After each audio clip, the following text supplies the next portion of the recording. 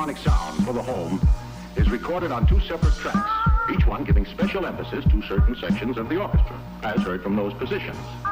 Now, when played back simultaneously on 2 separate systems, the sounds are blended together to achieve a new dimension in sound, impossible to obtain in a monaural recording.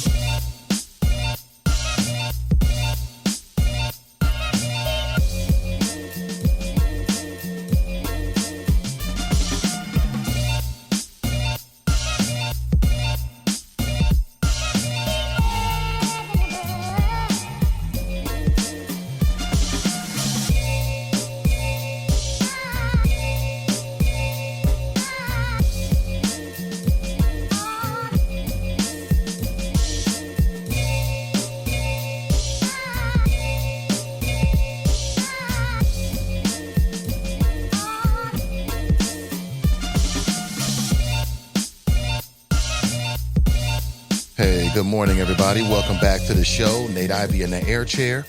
It is a beautiful day in the neighborhood, and as always, my pleasure to be with you. Today is Tuesday, October 22nd, 2019. Let's get into it. So yesterday I got a chance to attend the NAACP's Judicial Forum, and I'm glad I did. It was quite interesting. And I think it's worthy of some time. This morning, perhaps you didn't get a chance to go. Perhaps you didn't know about it. Perhaps you're just not interested. I don't know. But either way, I do have audio clips from the event last night that I want to play for you. Okay, and you can hear for yourself. And these clips are lightly edited. I mean, just basically the ends of it, nothing in between, because I want you to get a full sense of what was actually said. And I got a chance to speak with Janaea Trotter. I got a chance to speak with Elisa Murphy. Of course, Elisa Murphy is the sitting judge, now recently appointed, and it's the municipal District 1. Yeah, John Coleman, Tyrone Yates. So a lot of interesting races. It was moderated by Elisa Wilson. I thought she did an excellent job.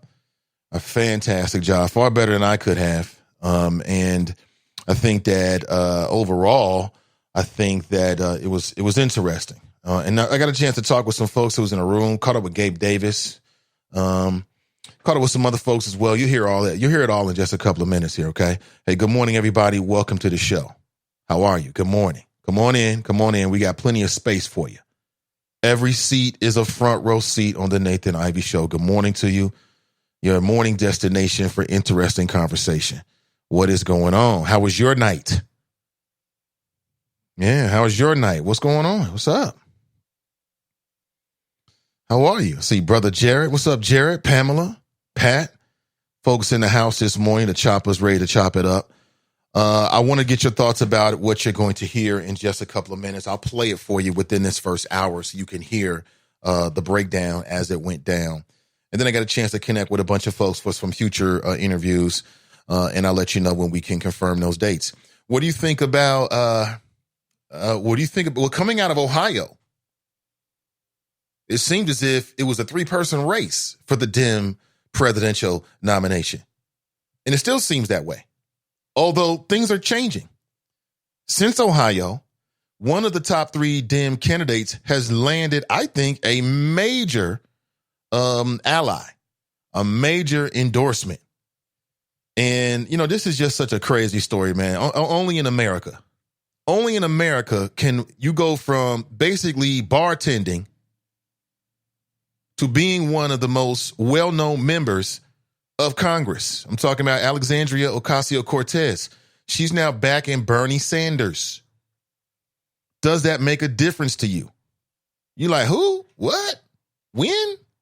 What is an AOC? Of course, not here. The folks in this room are very intelligent, very, very digitally savvy people who, generally speaking, know what's going on. We got a couple people in here that's clueless, but the concentration of clueless people on this show is very, very low compared to other people. All you got to do is listen to the callers. Callers are more intelligent. I'm just saying. Good morning to you. There's a lot of things I want to talk about, but I want to get your thoughts about those two things this hour. The Judicial forum last night, Prince Hall Masons, NAACP, was over at the Community Action Agency. You know where it is. You've been over there before. And there was some people that couldn't be there. Now, you don't know if they're not there because they're busy, prior commitments, or they just don't give a damn about the NAACP and the people and the Prince Hall Masons and black people, black voters. You never know. You never know.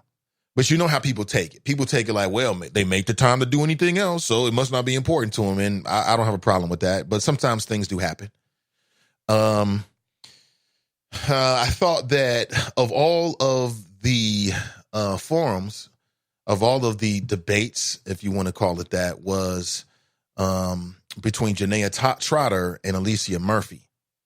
And Alicia Murphy, man, they was out there. You could tell like it was simmering under the surface, and some things had been bubbling up, over this short campaign season that they had. It was like 7 weeks, 9 weeks, something like that, something crazy. And how much does it matter to you that Fanon Rucker, who held that seat, endorses Janaea Trotter? How much does that matter? You tell me. I love to hear it. Now, if you're the kind of person that likes to call into radio shows and you feel inclined to call into a radio show, a talk show of this nature this morning, it's cool. Love to have you. 513-873-7134. Okay, the wise words of Boutros Boutros. He and I actually are working on a new podcast, a Jai reboot. The wise words to Boutros Boutros. Open your mind before you open your mouth. Other than that, it's all good. If not, a tisk with the flick of the wrist, and we'll move on. Okay, we'll move on. Good morning to you. Somebody told me that Meagerly was on with Lincoln yesterday. I didn't get a chance to listen to it, although I am very curious as to what was asked and how he responded post the conversation that we had here. And I'm not there, so if these suckers come on this show and say one thing and go on another show to say something, y'all the choppers have to chop it up. You know what I'm saying? Hold them accountable. Like, oh, no, you just said on Nathan's show. Hold them accountable. Want these suckers off the hook? Oh, man. Oh, that's a pleasant photograph of the First Lady, James. Thank you for that. Liking. I'm liking. I am so sick of these silly-ass local reports of local law enforcement, as in the state of Ohio. They've got some drug bust. I mean, they still doing that? I mean, it was like $20 worth of weed and some pills, and they had it on the news like, oh, this was intercepted by law enforcement. Look at the great job they're doing. Law enforcement is doing a horrible job when it comes to stopping the drugs to get in here. You're doing an impossible job. I hate those news stories. Well, oh, drug bust. Drug bust like $4,000 worth of drugs, or $40,000 worth of drugs, or $400,000 worth of drugs. It's all it's like a grain of sand at the beach compared to the drugs that's getting through. They need to stop it, man. They got law enforcement on an impossible an impossible task, should I say? Impossible. You're never gonna stop it. You ain't even built to stop it. All that drug war stuff is just a rationale to stop black and brown folks and show off your training and all this other kind of stuff. Get your hands on the grounds now. You don't have to do all that, bro. Now you want to show out on your training because the Sarge is watching, and you had a Gilligan moment at the previous stop. So now you got to really show them you're built for this and all this other goofy stuff. It's goofy, man. Super goofy. In a minute, I'm going to play for you several clips of what happened yesterday at the Judicial forum. Check it out for yourself in just a couple of minutes. What an 0-7 team means for Cincinnati business. This is from John London. Finally, people are connecting the dots that the Bengals are irrelevant. They're irrelevant. I hope they go 0-16. I was telling the wife, we got 9 more games. 9 more games. Now, that would be a feat. The Bengals going 0-16 this year would almost kind of come close. Nah, it wouldn't come anywhere close. In terms of overall, it wouldn't come anywhere close. That stadium deal is much worse. What 0-7, what an 0-17 means for Cincinnati business. You know what it means. And it's about to get cold too. What it means is an empty stadium. What it means is an empty banks on game days. What it means is people ain't buying as many chicken wings and chili Cheeto fries and funnel cakes and beers. That's what it means. What it means is a 0-7 team is bad for business. That's what it means. So an 0-16 team, I wouldn't give a damn if the Bengals went 0-34. I don't want them to win another game for the next 2 or 3 years. Why? Because in order for things to get better for that team, if you care about it, we'll say that's 2. First, I think if we went 0-34, that means we don't win a game in 2 seasons. It'll open people's eyes up about just how utterly unimpactful this sport franchise is in this region. And it'll underscore just how mixed up our priorities are, that we as taxpayers are still paying hundreds of thousands of dollars, millions over the life of the deal for a team that can't even muster up a win. Let's say, y'all, 0-34, let's do it. We can do it. Now, Andy, a.k.a. Candy Dalton, we can do it. Now, I know that's something, it's a big task, but I am confident that they can get that done. Confident. And once again, Cincinnati would rather lose with a white guy than win with a black guy. I'm going to say it again. Did the same thing with Dusty. Dusty has to go. Ain't won-ish since Dusty left. And I hope the same thing happens to the Bengals. I'll say it again.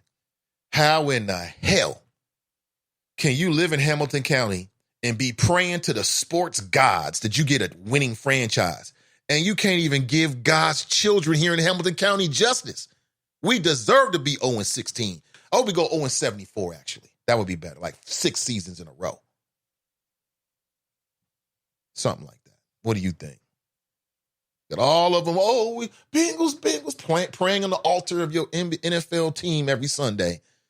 And God's children in Hamilton County are still not with justice. Had Tracy Hunter, however many days Tracy Hunter was locked up is however many games I want them to lose in a row. What was it, like 79?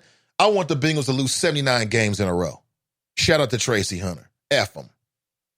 Period. I think I said everything I wanted to say on that. Yeah, I feel better now. Yeah, I feel much better. How about you? 513-873-7134. Please like and share this show this morning so the world will know that some peoples have some damn sense in these days and times. That would be us. Everybody else has lost their minds. Everybody else has lost their damn minds. What is going on?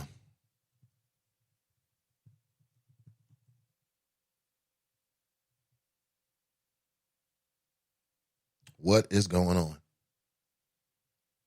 I'll say it again. AOC, Alexandria Ocasio-Cortez, is now back in Bernie. Does that change? Is that a game changer now? Is it a game changer? Of course, it may be. We'll see. Literally, 2 years ago, she was a bartender, AOC. Runs against a longtime incumbent, beats him. Now she's endorsing presidential candidates on the stage. What in the hell? Is that only in America? Say what you want, man, but the way they set this country up, man, your life can swing dramatically just like that. Just like that. The right person say yes to you, just like that. Your life changes. Literally. Just like that. It's amazing how crazy it is, man. It really is. Where are we here? So, good morning. I want to greet everybody before we get this audio clip playing, because once we get started, I'm not going to stop it. Please like and share this with your friends. Let them know it's a world out there full of people called the choppers, and they have common sense. Let them know. Because if not, they'll think we are as clueless as the rest of Cincinnati, and we are not. We are not. Oh, man, this is crazy. All right, so I'm going to step to the side here. I want you to hear this, and I wanted to get this in during the first hour. And if you missed the judicial forum, no bother. I got you. Check this out. All right, check this out.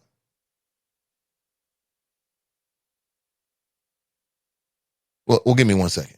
I'm playing it, but we're not properly all the way plugged into the masses. So my apologies on that one. Hold on 1 second. We'll get it popping here in a second. Pull that up. Okay, we're good now. All right, so check this out. This is from the judicial forum from just last night. All right, check this out. Let's just get this underway. As far as housekeeping to the audience, please understand that this is a crucial race. I'm going to have to hold it. This is a crucial race. The results of this race will seat or reseat individuals who will determine certain aspects of the court, such as the level of bond that will be set for those who are facing charges in court, amount of fines and court costs that a person can receive as a punishment, length of sentence of incarceration of the convicted, as well as civil matters. They also hear civil matters. The candidates today will show what reforms they support and demonstrate what quality of fair and equal treatment that they will exhibit if elected of defendants, witnesses, attorneys, and members of the community who come into their courtroom. This is our opportunity to learn about these candidates, especially those in your district. Please listen carefully to each answer, as it will help you determine the level of the candidate's honesty, transparency, and whether they are the candidate that best represents you. Please keep in mind that most of the people are here, some people are running unopposed, and so, but the people who are here, every district or every neighborhood in the city of Cincinnati or in Hamilton County is represented here tonight. So there's somebody here who is speaking to you. Keep in mind that judicial candidates cannot answer certain questions based on the ethical rules, and so there might be questions that you want to ask them, but unfortunately, it will get them in trouble to do so. And so our questions are catered with that ethical rule in mind. I'm a candidate for Hamilton County Municipal Court Judge, and I'm running for District 6, the seat that's in District 6. So that's Coleraine Township, Greene Township, parts of Springfield Township, and Cheviot. All right. So tell us about why you're running. What's your why? Why are you running in this race? And, if elected, what can people expect from you? One of the things that I've noticed in working with the public defender's office, I'm there every single day, and I see what happens to people, when they can't afford to pay a bond, when they're held on a nonviolent, low-level offense. And I see how people are losing their homes, they're losing their jobs, they're losing cars, they're losing their children. And, it got so frustrating to me that I was complaining all of the time about that, the judges just weren't fair, the justice system is not fair. And my mom said, you know what, instead of complaining, you need to do something about it. And I am doing something about it. It is my goal to be fair, and treat people with dignity and respect when they walk into those courtrooms. And I believe that I am a candidate who has a diverse experience, and I'm different from the other candidates, and that's why I am the best candidate for this position. Well, Erica, thank you so much. I know they're setting up. I'll catch up with you, and hopefully we'll catch up on the show real soon. Absolutely. Thank you so much, Nathan. Good to see you. All right, so I'm going to try to talk to everybody on the scene today. I want to talk to every single candidate, and then I'm going to talk with people in the crowd and get a sense of their response, like what do they think? Who's here? I see judicial candidates, some that I readily recognize, some I do not. I think Elise Wilson is going to be your moderator tonight, which I think is great. I know she's a black female lawyer. That should be really, really good. It's far less than standing room only. There are plenty of seats that are still here. And I see Alicia Reese is in the house, among others. So here's what the plan is. I'm going to talk to as many people as I can before and afterward. All right. I might even do a Facebook Live so that people can get a sense of what's actually going down. All right. So let's get a chance to move forward. Nathan Ivey on the scene. I'm at the NAACP Prince Hall Mason's Judicial Candidates Forum. And I caught up with a brother who knows a lot about local politics. Brother Powell, how you doing, sir? Fine, good brother. You know me, man. Ask the question, Nathan. You know I'm going to give you the answer, man. Okay, so what do you expect tonight? What should people be looking for? What are some of the relevant issues you hope come up? Now, Brother Ivy, you know, man, I always say what we as the people always neglect to look at is the judicial. That's where the money and power at. Tracy Hunt, a perfect example. Look at that budget. You know it's a number on our head, Brother Ivy. You know they're going to sit here and tell black folks, oh, I'm fair, I'm impartial. But when we stand in front of them, where the money go? It's no longer a perfect example. You saw the last thing that everybody's complaining over. 10 years for killing the brother. She started hugging. I wasn't mad at her for giving the Bible, hugging her. No, because I felt, her compassion. I guess she said, let me hug this one. But when you look at her history, has she been hugging all of them? You don't hear me? I don't think so. Going back to what we talking about, judicial. Because that's where the power lies. When I hit that mountain and give you up years in jail, they don't care about the crime. They don't care about the crime, but Ivy, guess what it is? It's a number per head. You know that. They all love Bill Clinton. But what did he do? Where the money at? The money in the judicial. When you play the old Monopoly game, guess what? They had a penitentiary on there. People begin to protest to take it out because it's on Wall Street. Right. Now in California, they made all this money. We're going to decriminalize. You can't make, you can do this. We ain't going to charge it ain't no more privatizing penitentiary. Of course it ain't now. That's why. Who getting in there now? Who's getting high now? Who taking heroin now? So it's the judicial. That's what, when you get that felony, that's the system. So we need to start asking, hey, are you fair and impartial? Right. Do you have a history that's fair and impartial? Mm-hmm. For incarcerating us, do we get the same time? If I stood in front of you, do you treat me the same way you treat Billy, Kevin, or Bobby? That's what we need to be asking. Right. Because guess what? Going to affect our community. Prison system, you know that. Come on, man. Right. Come on. And if you have a problem, police officer, or Mr. Judge, you're going to treat him the same way to treat us. Be fair. Talk to us. Right. Let us know how you hit your mouth. Is you with or without us? We want to encourage you. Brother Powell, appreciate it. Yep, take it easy. Later on, they won't. Hey, Janaea, can I talk with you real quick? Nathan Ivey on scene, caught up with Janaea Trotter, who's running for municipal judge in District 1. Janaea, here we are, 2 weeks away? How do you feel?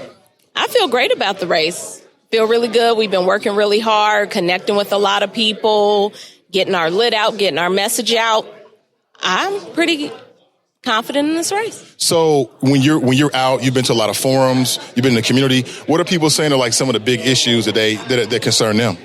Bail reform, being respected in the court, diversionary programs. Those are kind of the hot topics in the neighborhoods that I've been to. Thank you for your time. Good luck. Nathan Ivey on the scene. Hopefully you can hear us. The Prince Hall Mason NAACP forum just ended, and I ran to Gabe Davis. Gabe is running for Hamilton County prosecutor. Gabe, what do you think about the event? Well, I'm happy to be here. It was a great event. I enjoyed hearing from all the candidates and the sitting judges as well. I think they gave us something to think about here. I have my picks for sure, people who I think would be good to elect, and certainly there's important issues discussed tonight and things that I think we need all our candidates and all our judges, as well as any prosecutor or person who wants to be a prosecutor, to be thinking and working about these issues. So it's it was a good night for some thoughtful discussion. I mean, as running for Hamilton County prosecutor, is there anything that came up you thinking, man, maybe that's something I could, keep in mind as you get ready to move to a Hamilton County prosecutor? Yeah, definitely. I think there was a thoughtful discussion about bail reform, and I think it's encouraging to know that people are supporting that, and it's not just a certain segment of people that it seems to have broad consensus, at least, that we need to be thinking about doing something on this issue. And I think, that's a big win, is to get people who have previously opposed it to be for it. So now the devil's in the details, just figuring that out. But I was also heartened by the discussion about diversion programs and the need to really beef those up and expand those where it makes some sense to do that. And so I think there's some thoughtful, creative ways we can do that to give people some alternatives to incarceration. And so that was a good discussion that we had also. Well, good to see you, brother. I wish you the best. Yeah, good to see you. Most def. Hey, Lisa. Oh, okay. I didn't know that. Okay. Hey, Lisa. Hey, how are you? Good to see you. Good to see you. Really, really good. Well, thank you. Nathan Ivey on the scene. I'm at the NAACP Prince Hall Masons Judicial Forum. We just ended. There were several races. The last race was focused upon District 1, Municipal Court Judge. I'm speaking with Judge Murphy, Elisa Murphy. What do you think about the forum? Well, I think that the forum was somewhat skewed. You know, I always went first normally, and I've seen that in every single forum where I go first. So, and then when my opponent goes, they get a rebuttal when I don't get a rebuttal. So I actually believe it was skewed because they don't understand the importance of what William Mallory did. He laid out the case where we could have black judges, and that's black judges, whether they're independent, whether they're Republican, whether they're Democrat. He wanted black judges on the bench, and that is important. And you have to understand, if you are a black judge, you should be accountable and do what is in the best interest of not just your people, but all people. I am fighting each day for our people. I believe in bail reform. As I indicated, I practice it. I don't just believe in it. I sat on the panel. There are plenty of, how do I say this? There are plenty of accolades and awards that I have, but I'm a hidden figure. That's not important to me. But being in the trenches and fighting for our people and doing what's best for our people and just working every day. You know, if I see someone with a low-level crime, I give them an OR bond. If I see that there is a inpatient or outpatient treatment for someone so that they don't constantly go in municipal court should not be a gateway to a higher court, or you constantly having a revolving door into municipal court. So I sentence them to do the community programs, not just diversion, but like I said, the inpatient, outpatient treatment, or whatever is needed, the fatherhood project that will help them be men, you know, so that they don't have to come in anymore and lose their jobs for being here for low-level crimes and fighting with their significant others. There are so many things that people can do that's on the front line, but you have to be there on the front line to do it. And I am there on the front line doing it. Speaking with Elisa Murphy, she's a current judge in the 1st District Municipal Court. So, you know, I learned some things about you I didn't know. And I'm just glad you talked about your background. I think it's very important. And you brought up, and then we are at the NAACP forum, so we do want to know, what is you being a judge, what does that mean for black people if you're reelected? What it means is you have someone that is on the forefront for them. That means that you have someone that's a trailblazer. For instance, when I was a magistrate, I said one of the reasons why I wanted to be a magistrate is because I did not want our children constantly medicated instead of taken care of. When they have a problem, they give them Seroquel. When they have a problem, they give them Thorazine. When they have a problem, they give them Depakote, as opposed to loving on them and treating them fairly. So what it means to me is it's come full circle. I am from Evanston. I worked and my family gave food away in the West End. It comes full circle. I have given back to the community, and I am going to constantly give to the community. I left corporate America and I became a public servant 20 years ago, and I'll never stop fighting for all people. And I believe in justice for all, and I don't just say it, but I practice it every day. I can't wait to catch up on the show. We've already got a date later in the month. Looking forward to you. And it was great seeing you. Thank you. I appreciate it. Thank you. Then there are people who have been convicted of a crime. So we know most people are. So this is Janaea Trotter. She was talking with a member of the audience. Actually, a longtime listener was asking her a question, and I got a chance to record the exchange. Check this out. Capacity is, I want to say, 1450. So based on the numbers, we see where the problem is. So I think and I tried to allude to this in the time that I had, is stop being so rigid about the Supreme Court guidelines. The Supreme Court guidelines say that you're supposed to look at somebody's chances of returning to court and their risk assessment, their chance of returning to court and danger to the community. And we know that if I have the same score as you, based on those two factors, and I have money and you don't, you get out of jail. Or I get out of jail and you stay in. And so I think that we look at these $100 bonds, because if somebody has a $100 bond, we cannot take it seriously that they're a danger to community for $100. But yet to them, they lose their house, they lose their cars, they lose their kids, and all of those things. Exactly. So I think you just do it. You just stop. You really give OR bonds. And there's actually one judge that's already sitting.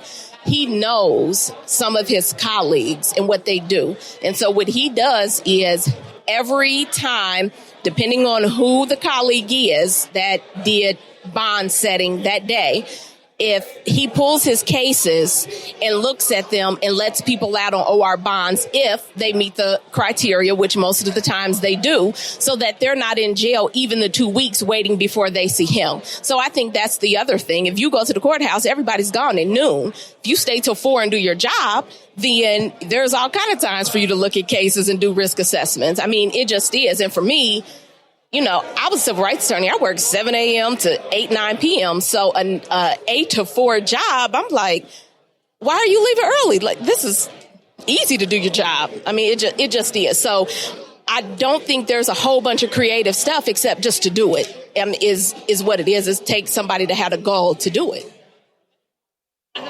You do? Okay, in regards to everybody spoke about the early mediation program. Okay, so my question with that is there any data that tells us if it worked? And by that, I mean, if any of the people who successfully completed the program went on to commit more crimes, if they did, were these crimes escalated, or were they back into society as citizens who didn't commit crimes, et cetera, et cetera? So I do not have the data on that, and I do not know if it was kept or not. But what it was primarily for was for contacts where people knew each other, because most crimes, most people know the victim and it's personal. So it would be, if I took $10 from you, how do we resolve that instead of a theft charge?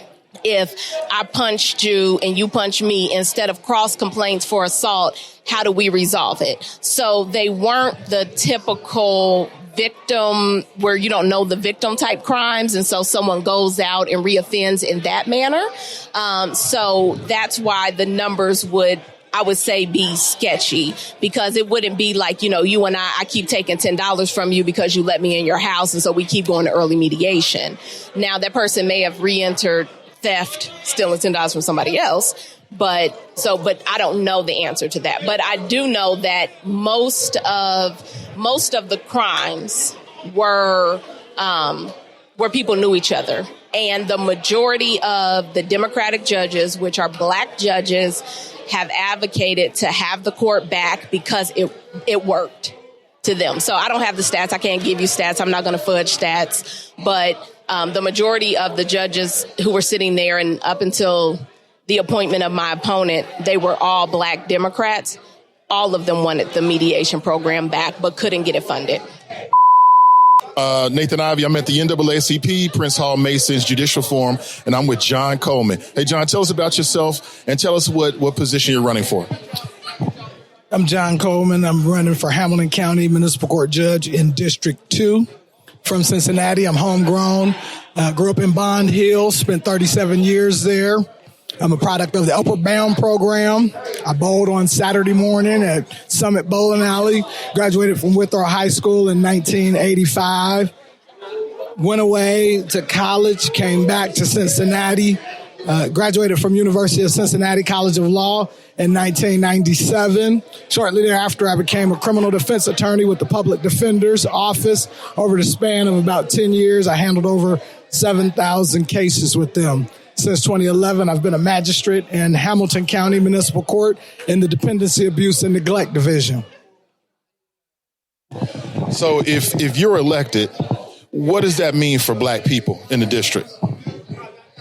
It means that they have a brother that they can count on, someone who is intimately familiar with dynamics within the black community, who is invested in the black community, who is from Cincinnati, who cares about Cincinnati, wants Cincinnati to be the best that it can be, and wants the black community to be as empowered as they can possibly be in Cincinnati. So I'm committed to truly representing on all fronts and doing my best to serve, the general community and especially the black community. So I have my hand on the pulse of the community from all of the campaigning and for all the people that I've met on the campaign trail over the past several months, attending all the different events.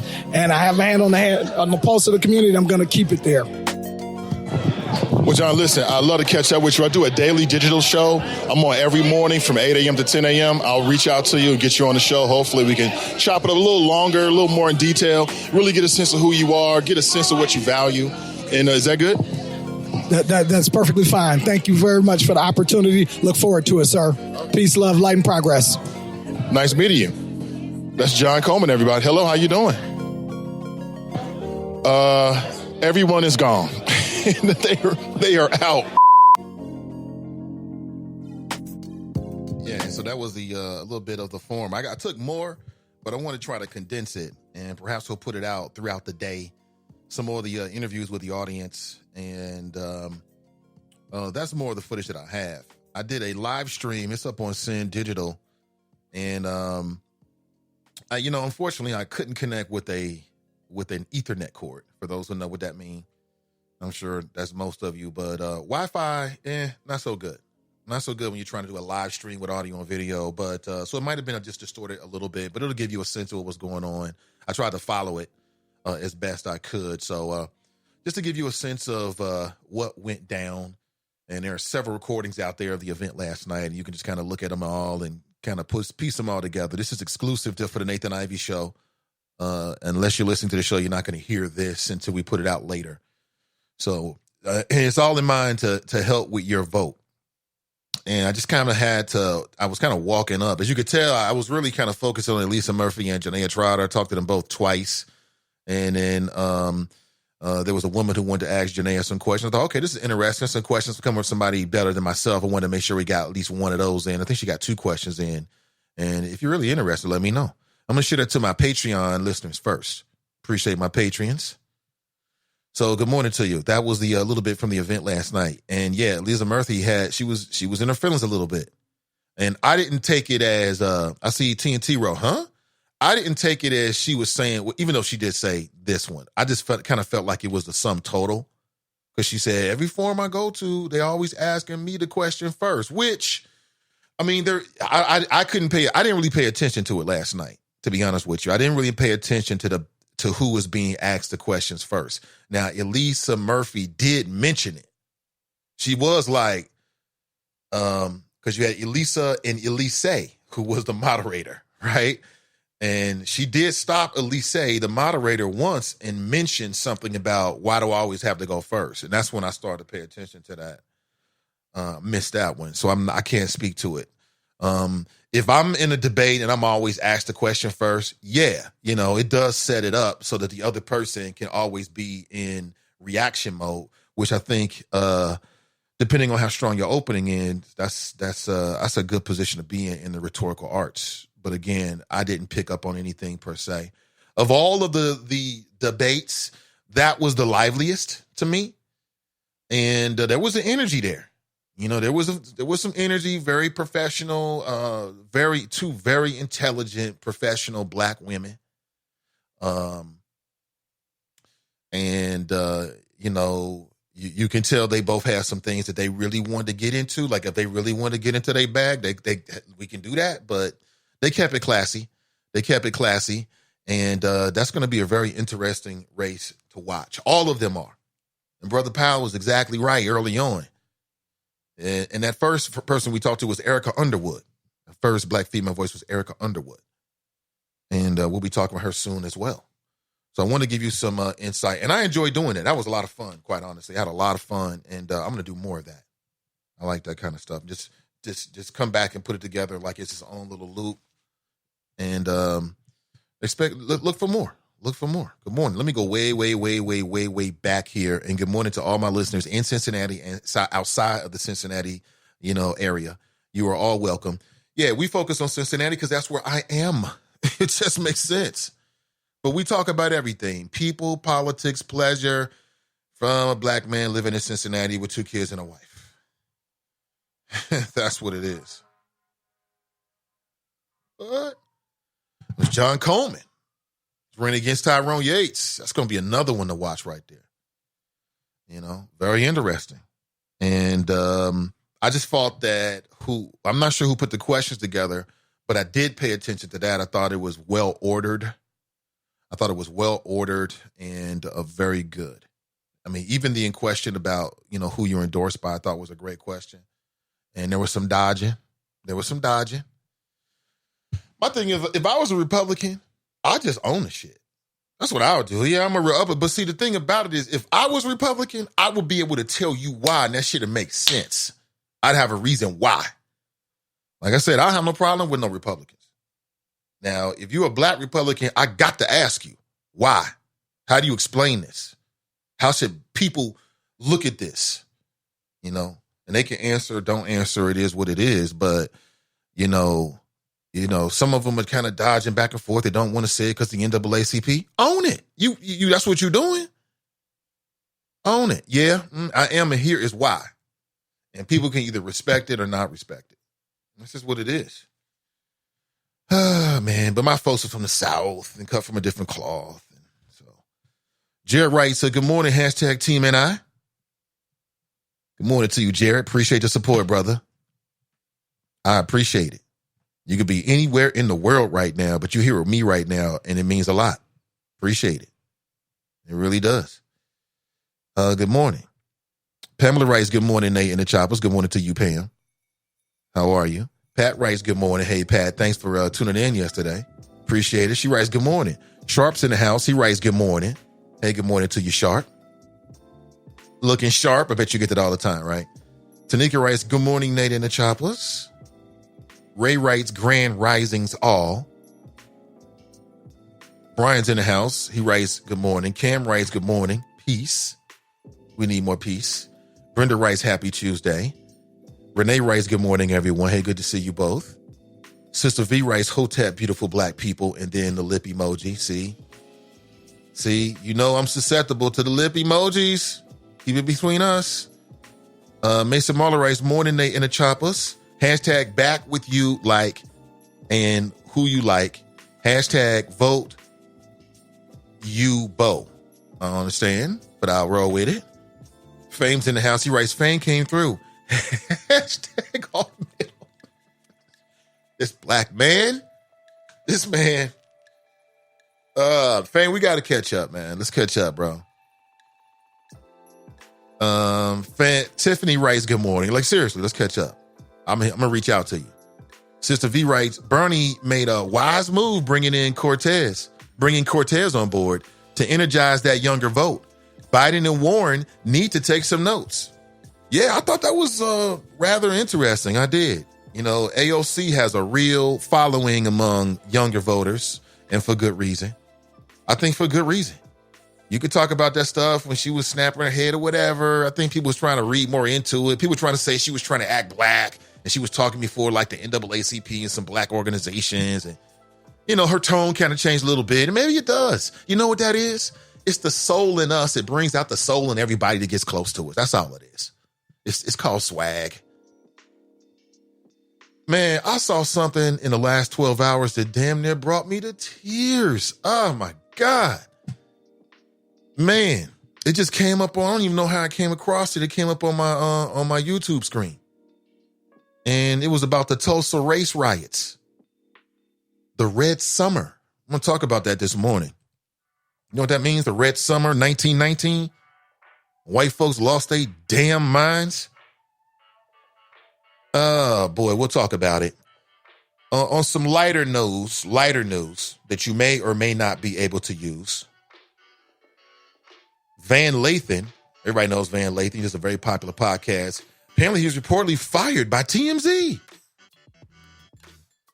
Short for 10 Mile Zone, a.k.a. the Hollywood Strip. Over an issue with a coworker. I can't say I didn't see this coming. Soon as a brother starts shining, Telling you, that's how they do you, man. As soon as you start shining on your own, oh, you doing your own thing over there? Oh, you don't need us. Now you got ish at the office.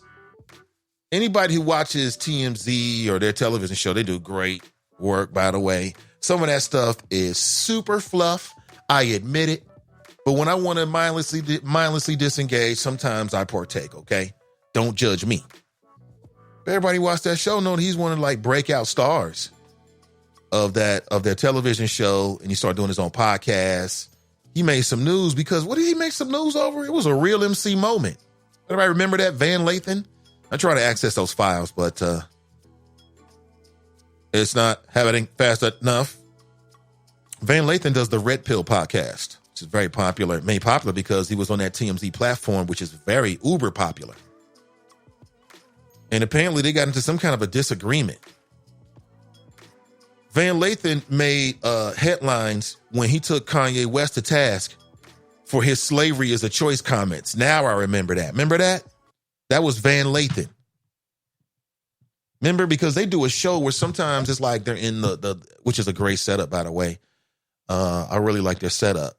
And that show's evolved over the years. Anybody knows the show I'm talking about? It's evolved over the years. So now what happens is they got like this ensemble cast, right? Where folks that I guess ostensibly work there, but then they also have this other duty as being on air from time to time. But remember when Kanye West said some dumbish about slavery is a choice?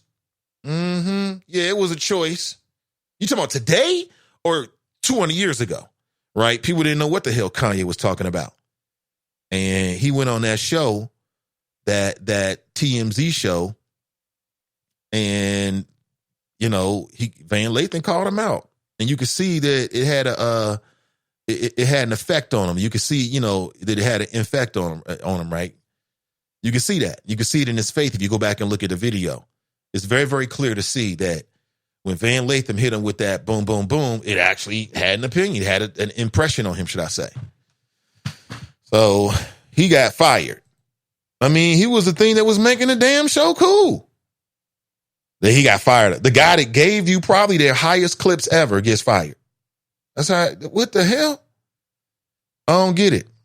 Based on what you've just said here, it sounds to me you got precisely the reaction you wanted by wearing that hat. I didn't want a reaction. You wanted a reaction. No. You knew there was going to be a reaction. I knew there was going to be a reaction, but I'm just living my life. It's Kanye West. He wore a MAGA hat. What the Spirit calls upon me to do. But it also opens up this dialogue that you're not apologizing, because everybody else, when they make a statement like that, they end up apologizing because they're so worried about what people say on social media. Well, you know why when I went to visit him the first time, this to me, he said, you know, this is used to kill genius, right? So I didn't take it. 2 days later, I'm in a hospital. I was taking 2 pills a day at that time. When I left the hospital, how many pills you think I was given? 7. I went from taking 2 pills to taking 7. That's Kanye West dropping some pharmaceutical morality flows right there. I just want to take you back a little bit to that moment with Van Lathan because it was a big moment. You know, we talked about it. This particular video I'm looking at right now got nearly 5,900,000 views. We need to talk about our now because we can fix and start loving each other now. I get what Kanye was saying. And again, this is going back a little bit. He said, I understand. Kanye's one of those guys like, man, don't get too caught up on what happened. What matters is what we gonna do now. And who can disagree with what Kanye's saying? Who can disagree with that? Nobody. The man's making perfect sense. But to say that we shouldn't look at the past and maybe learn from it. I mean, quite honestly, there's a whole lot of injustices for which this country is yet to really deal with. And one of them is the Tulsa Massacre of 1921. How many people are aware of this brand new HBO series called The Watchmen? I remember watching the movie. It's about this universe not like ours where superheroes exist, but they got real world problems. You know, it's like you're faster. You can run faster than the speed of sound, but you got a drinking problem. You know what I'm saying? You can fly, but you got low self-esteem, this kind of stuff. And apparently this has been highly anticipated. And this may or may not come across your radar screen today, but I want to bring you to it. And the reason why people are talking about this new series is because of the opening scene, which people are saying is astounding. And this series stars Regina King. So boom, right there, you got to watch it. Regina King's in it. Boom, right there. You have to watch it. And the series starts with the horrifying Tulsa race massacre of 1921, which, if you don't know, is a real event. You ever heard of Black Wall Street? Mm-hmm. And this is one of the things they don't teach black kids. They don't teach you this. I don't think they're teaching kids at Walnut Hills this. So what type of education are they really getting? You got all these public school kids that's going to graduate, and at no point in their schooling are they going to learn about the Tulsa race massacre, except maybe the teachers talking about it today, somebody who's into HBO and all that kind of stuff, some 24, 25, 30-year-old, plays video games at night, loves The Watchmen, liberal, teacher. Now he's got to go back and, teach the kids about the real world. I'm going to make sure my daughter reads up on this. I came across a documentary last night, man. I'm a very emotional guy. I really am. It just overwhelmed me. I hate to see people done like that. Bothers me. And, it all started on an elevator. The Tulsa Race Massacre of 1921, as far back as historians, and again, there's an effort right now in Tulsa to find mass graves. They don't know where the bodies are. The estimate is that 300 black people, men, women, and children, were massacred.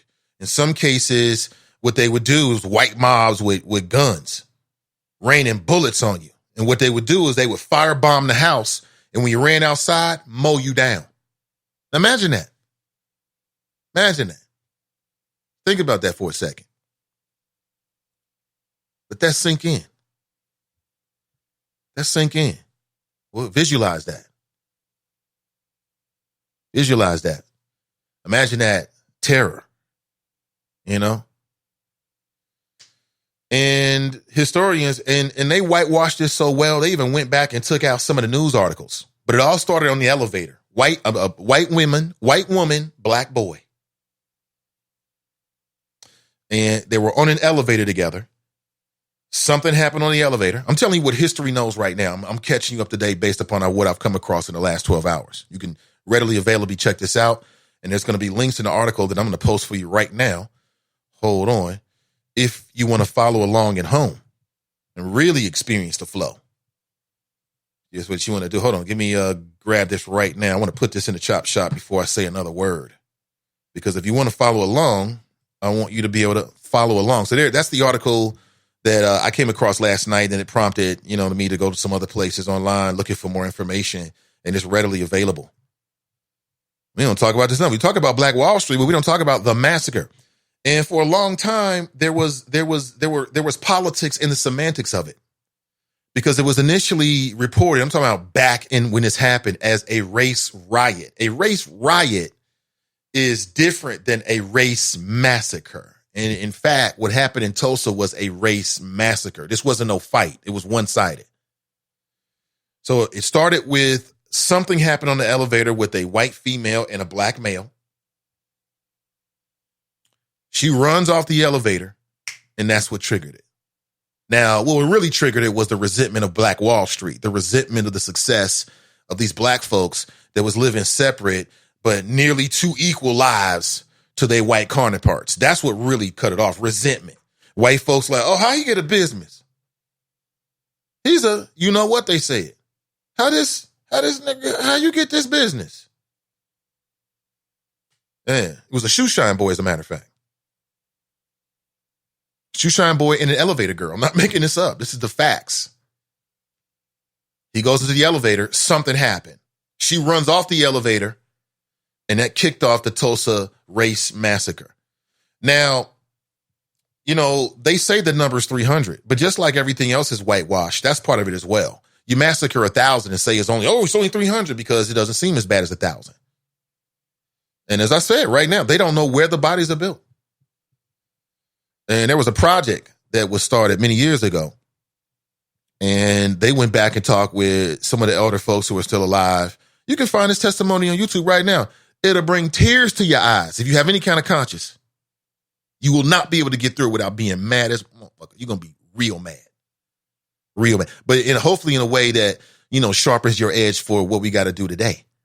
What we're facing today, hopefully. But man, so this is an example of how popular culture can spur something that could lead to maybe a better understanding about what happened in history. All because of this TV show, The Watchmen. Now it's making the cycles. I'm on the grill right now. I just posted a link. If you want to follow along at home, you can. And check it out for yourself. I mean, just massacred. Bodies was dumped in rivers. Just bodies everywhere. Just black bodies everywhere. And, the only thing they did was be successful. And that's why I say success is the sweetest revenge. If you mad about that now, then go be successful. That's it. That's how you win. It's real simple. Murdered by white supremacists. And that's what happened to Black Wall Street. And it was the home of black millionaires, 300 black-owned businesses, 2 theaters. They was thriving. And the white folk got envious. They do the same thing today. I mean, listen, I'm going to be honest with you. Can't nobody tell me nothing different. If they could get away with it, they do it today.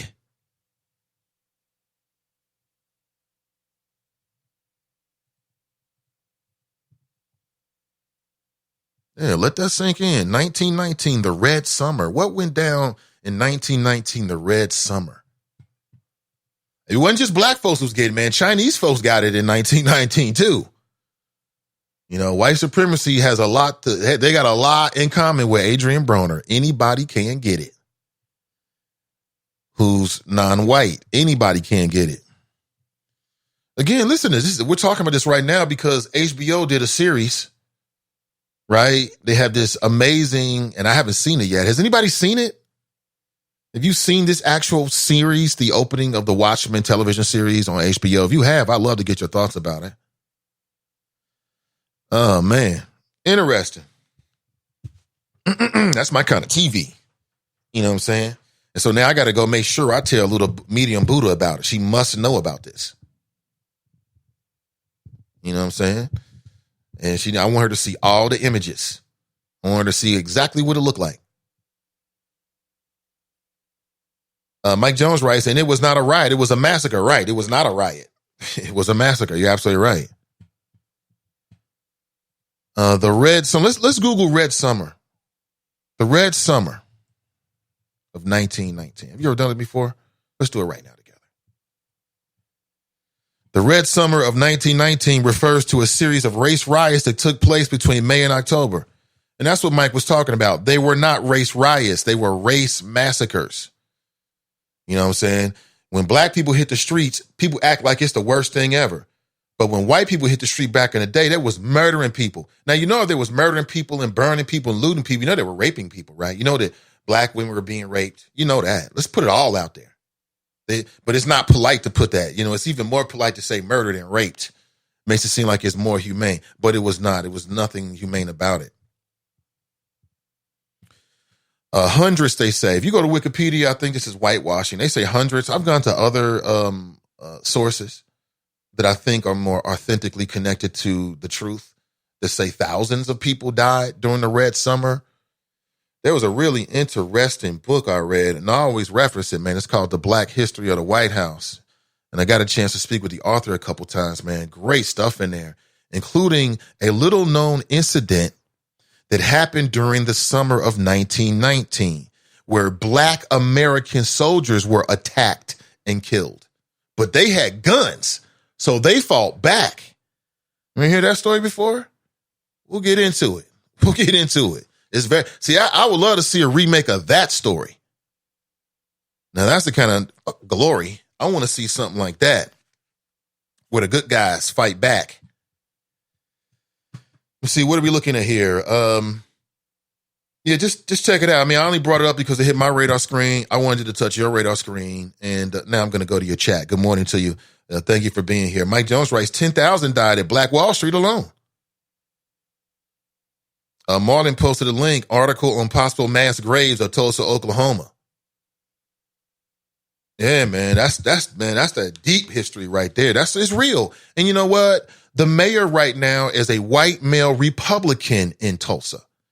And, you know, he has pledged, and I haven't kept my eyes on it, but he's pledged to, find the graves, like literally find where these people were buried that happened in this country. 1919, what was going on, geopolitically in 1919?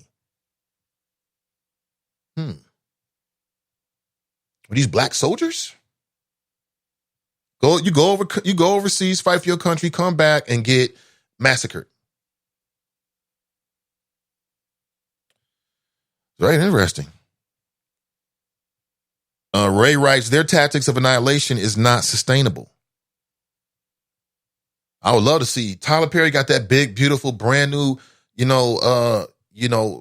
movie complex, whatever it is. If it was me, the way I think is, what's the use of having this if we're just going to produce the same old Hollywood-ish that everybody else do? I want to tell some untold stories. I want to tell some stories that really, really matter. Where's that Tulsa movie at? You know what I'm saying? That would be dope. See, TNT writes, Mike Pence, Republican, was not there. He is running against Erica Underwood. Yeah. TNT, did he say why or,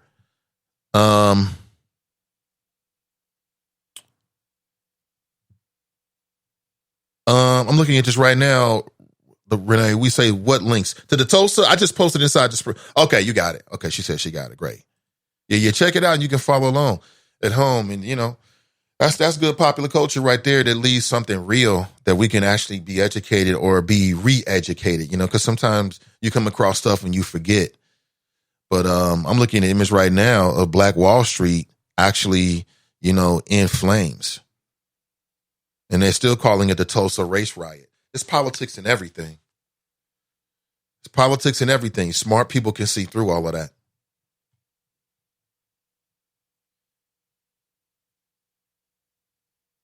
Let me see. June 1st, 1921. The town was viciously attacked, leaving hundreds dead, thousands homeless. Yeah, speaking of the homeless part, what happened in the aftermath of the race massacre in Tulsa in 1921 was homelessness.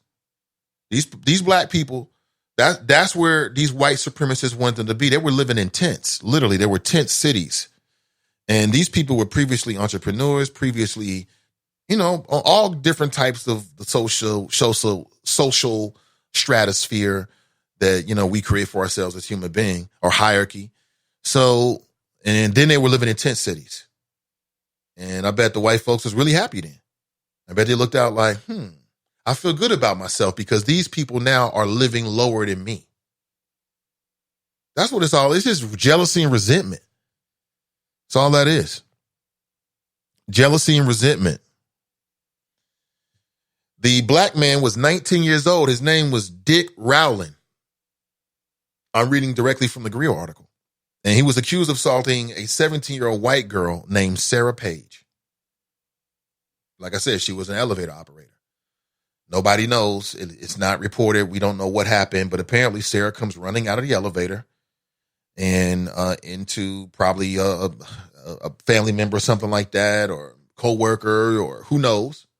And then, basically they was looking for something to jump off. I bet you, and I'm just knowing the way human beings work, that wasn't the first time that Tulsa had probably been attacked. I mean, just knowing the way human beings work, that probably wasn't the first time that somebody picked up a weapon and tried to shoot into the neighborhood or firebomb the neighborhood, or there were threats or whatever. You know how this works. But that was the time when they said, you know what, let's just stop. Let's just go ahead and obliterate these folks. And that's what they did. That's what they did. Yeah, we talking about Tulsa. It's a little serious for a minute, but if you want to share your thoughts, the door is always open. Always open. 513-873-7134. Let me go way back. TNT writes, John Coleman is running against Judge Tyrone Yates. He took on our challenge to spend one day in a justice center. That's right. That's right. So TNT was telling me as I was leaving last night that they've challenged some of the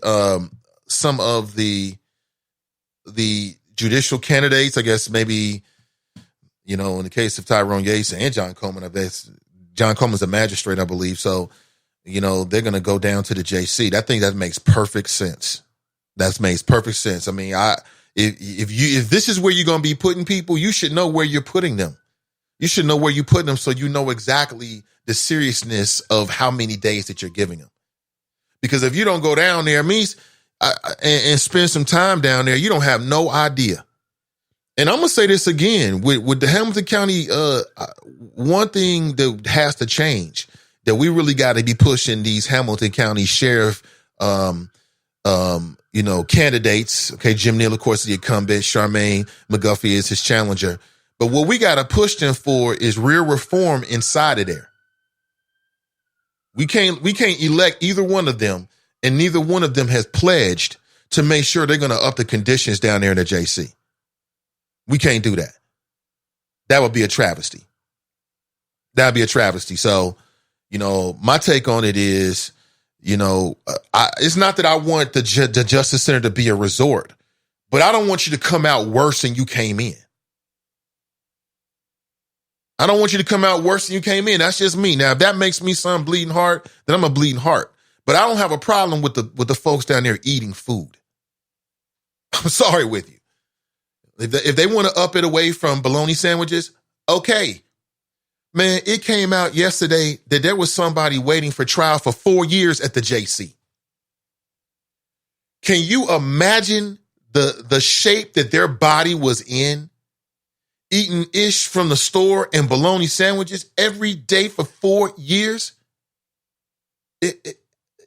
How is that not cruel and unusual? Come on now. Just don't make a bad situation worse. That's my thing. If somebody's in and out, they're probably already in a bad situation. Why make it worse by, underserving their nutritional, necessities? Come on now. That's garbage. It's just too much money in this region. There's too much money in this area for that to be going on. Nobody can tell me we can't do better than bologna sandwiches every day. And before you say, well, Nate, if you don't do the crime, you don't have to worry about the time and all that nonsense. But what I'm telling you is you ain't committed no crimes until you've been convicted by the judge. You might sit down there for a month or two, longer than that, waiting to see. You ain't been convicted of nothing. Ah, boy, happens every day. Yeah, Elisa Murphy was shaming Janaea for being a prosecutor, like people do to Kamala Harris in her prosecution background. She did. She did. And she said, you know what? I love black and brown people, but sometimes we do wrong. And when we do, we go hit them with the law. See, early vote when you are informed and ready to use the rest of the early voting days to take friends and families to the poll.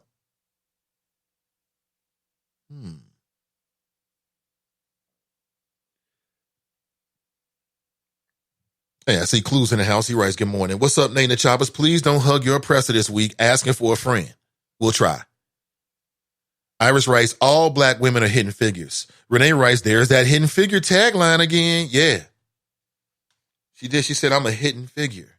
Terrence is in the house. He writes, good morning. I'm working backwards here. I want to make sure I get the early ones in. Erica Underwood, she will be caring, thinking outside the box, clear about disparities in the courthouse. Whether it's race, gender, or age, she will make a great addition to the courthouse. Her opponent didn't show up. Ashley's in the house. Good to see you, CG Dub. Attorney Elise Wilson was I'm out already. Yeah, I thought she did a great job.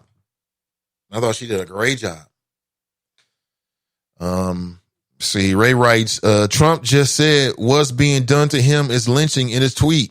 They were talking to Representative Clyburn, so they asked him for his thoughts.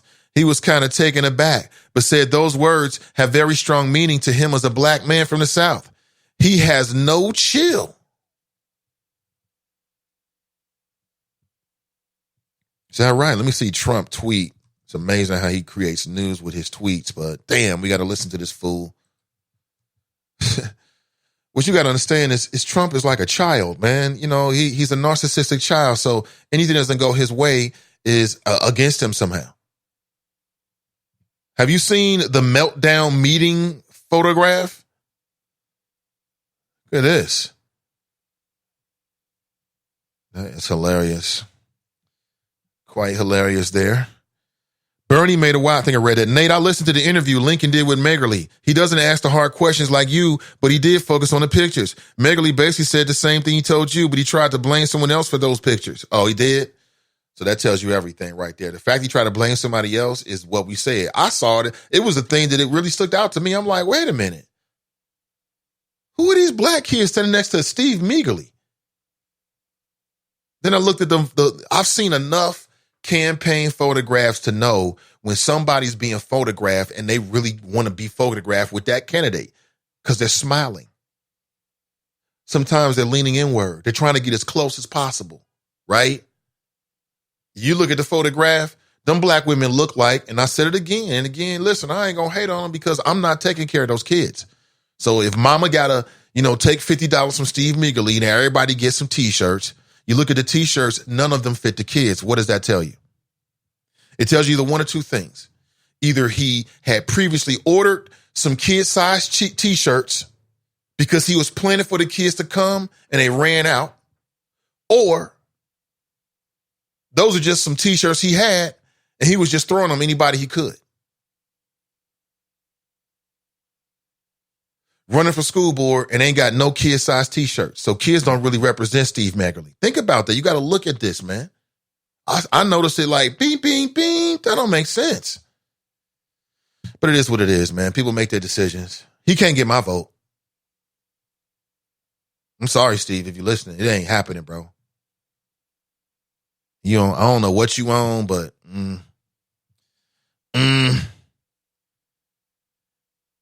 Mason Marlowe writes, I listened to Pam. Lincoln did all right, but it wasn't like the interview did with Nate. Nate put it all out on the table. Yes, because you know what? We can just put it all out on the table because what are they going to do? Nothing. They're either going to answer the questions or not answer the questions. Either way, I'm cool. Either way, it makes no difference. It makes no difference. But I'm glad the sense that I know Lincoln probably did his thing. Choppers didn't let Megerly off the hook. This is Sister V. I was testing Lincoln and the other caller checked him on the fact he never attended a school board meeting. Right. Great. Don't let him off the hook. Because they'll be like, oh, Nate got his little audience over there. Nobody's going to hear it, which they would be mistaken on that. But that doesn't mean that people are going to, check those other interviews to make sure he's being consistent when he's talking to us. Because they might say anything. Thinking, oh, okay, well, yeah, no, nobody's going to hear it. Okay. See, Iris writes, good morning, great people. Mason Marler writes, Zach Taylor got hired because he's young, white, and easily pushed around by Mike Brown. It just ain't happening, B. I'm telling you. I want the Bengals to lose as many games consecutively as Tracy Hunter was incarcerated. It's a Hamilton County thing. It was Hamilton County that incarcerated. It's Hamilton County that's invested in the Bengals. It's Hamilton County that's invested its fans in the Bengals. So Hamilton County has to pay. I read an article this morning that said that there is definitely an economic impact when the Bengals are 0-7. So can you imagine 0-16? Oh my God. Who's going to be at the banks in December going to a Bengal game? The team is 0-12. Who's going to do it? I ain't never going to do no dumb shit like that. Ever. Never. For a losing team, I don't get it, man. I don't get anything out of watching my favorite team lose over and over again. Who are you? They think they fans, but you really are enablers. Man, I didn't even know they were still making Star Wars movies. Man, Star Wars was one of the first movies I saw way back in the 70s, 1977. I remember going to see Star Wars. I can vaguely remember it. And they still making these motherfucking movies. Damn!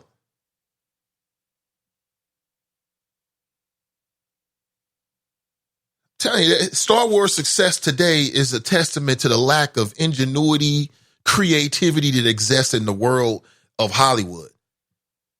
This movie just won't go away. I refuse to go see any more movies. I ain't seeing no more Star Wars movies. I'm done with it. Still making Star Wars. Who ordered that? Today is National Day of Protest to stop police brutality, repression, and criminalization. Irish Rice, that was a great debate between Janaea Trotter-Bratton and Elisa Murphy. Yeah, it was going there. It was. And again, it was two people that were there unopposed. So, they're just basically answering questions, but you're thankful that they're there because they give you a chance just to look at them and meet them and talk to them and kind of hear their voices and all that kind of stuff. CG Dub writes, thanks for being on the scene, Nate. Much appreciated. My pleasure. Literally. I'm having fun. Judge Heather Russell, Republican, says she had a schedule conflict. She is running against Carrie Bloom. Okay. Irish writes, Janaea, I thought that was a good conversation between Janaea and Alicia. I thought so too. I did too. That was the judge that presided over my case with the former NAACP president, Ishton Morton, who, no disrespect to Ishton Morton, but he looks like the leader of some little country on the continent of Africa. When he pushed me near some stairs just to keep me from attending an NAACP executive meeting. Yes, I know. What's wrong with these men? Irish writes, Nathan, but the most important was Tyrone Yates versus John Coleman. This is for the administrative judge seat. We need to understand the power and who sits in that judge seat. Okay, right. I will keep that in mind when I talk to both of them.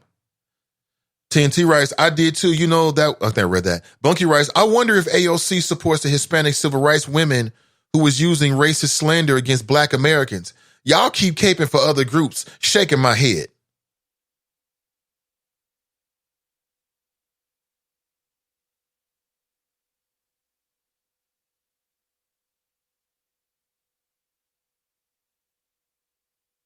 Sorry about that, Choppers. Wifey's talking to me. No grapes, though. Do we even have any grapes? Yes. Yes, I do. All right, I'm time for a break anyway. I think we might go a little bit longer. I think we can go a little bit longer this morning because, we'll see. We'll see. Thank you so much for being here. We'll take a quick pause. I'll be right back.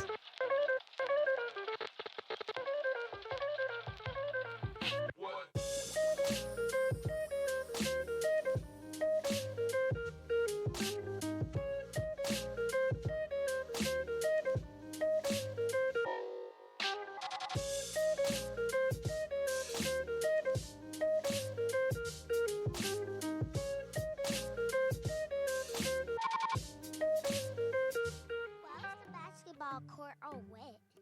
Because the players kept dribbling on it. The dad joke. Corny, groan-worthy, but also one of the simplest ways to share a moment with your kids. What did the buffalo say when he dropped his son off for school?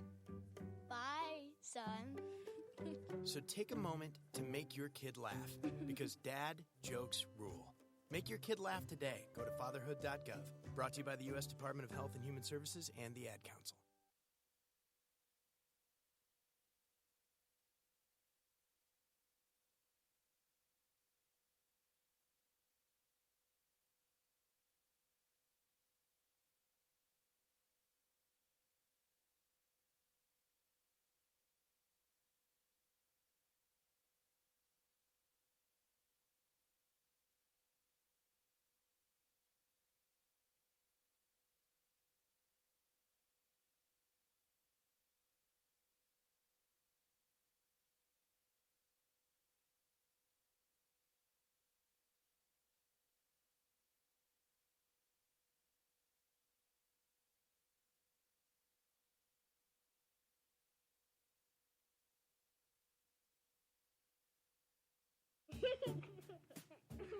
Hey everyone. Let's all stop what we're doing right now and take a moment. That felt good, huh? Just like that, we had a nice special sort of moment together. Of course, they don't all need to be quiet moments to be special. They could be loud moments, goofy moments, sporty moments, dorky moments. Moments where we talk or walk or just hang out. It doesn't really matter. They all count. Because every time dads like us take a moment like that to spend with our kids, well, it's pretty momentous. Sounds like somebody agrees. So let's take a moment to make a moment. Today, call 877-4DAD-411 or visit fatherhood.gov. Brought to you by the U.S. Department of Health and Human Services and the Ad Council. All right, good morning, everybody. Welcome back. Thank you for being here. I know there was a pause there. We did not get disconnected. Notice that hasn't been happening lately. I think I've figured it out. Good morning, everybody. So if you missed the first 20 minutes of the show, then what you missed was an audio clip, about 20 minutes approximately, of my observations, some interviews from the various candidates. People out of it very quickly afterward. I wasn't able to get there beforehand, but I still thought it was very interesting. And I'll make it'll be its own podcast. I'll put it on my website and share it with folks on the Friends page and on my various social media. Please share with your friends as people are making a decision about these judicial candidates. And then make sure you listen every day, because now leading up to the election, I'll be talking with different candidates, judicial candidates, school board candidates, and then take all the information that's out there and make the best decision for yourself. Good morning. Viva la Chapas. And let's get back into it. Let me read your comments here. What? The new masculinity can't, won't. What in the hell is he saying? I'm not sure. The new masculinity. Oh, boy. There will be a future Tulsa on a much longer scale, except Latinos and Arabs will be doing their master's bidding alongside with them with the police. That's bunky. Blue Magic writes, haven't caught Watchmen yet, but it's on the list.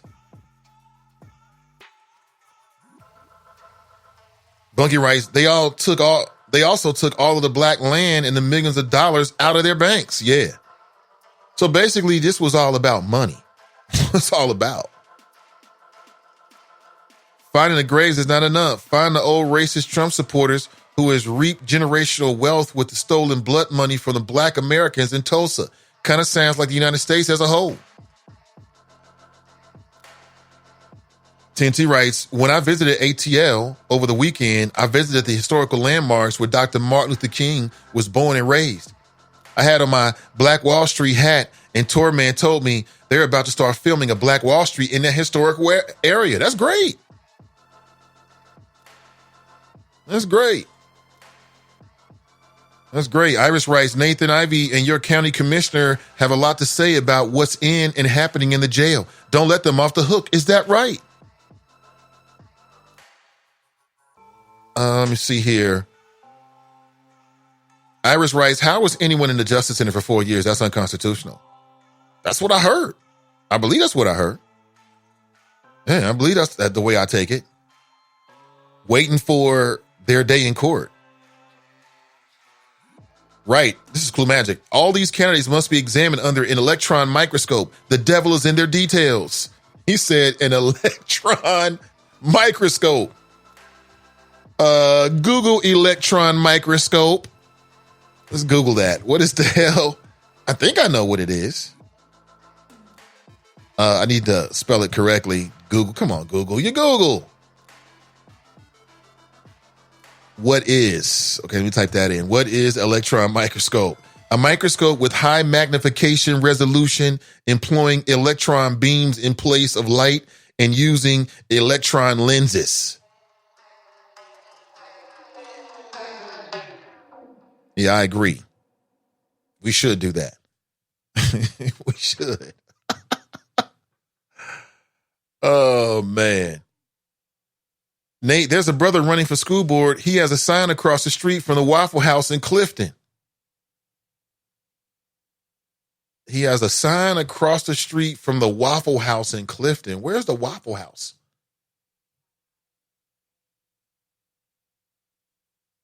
You say it's one by Cane's? Is it what's called Waffle? What is it called? It's called Waffle House? Oh, let me look this up. Waffle House in Clifton. Why is that? I don't eat waffles like that, so. It's called Waffle House? Oh, okay. Yeah, I'm tripping, yes. I never go in there, so it's not on my radar screen. It's just not on my radar screen. Okay. Peace out, black woman. What you rocking? Oh, okay. Let me see what you rocking here. Can I get a little glance in before you roll out of here? Okay. Take a little twirl. Okay, I like it. So you can do that when you're married.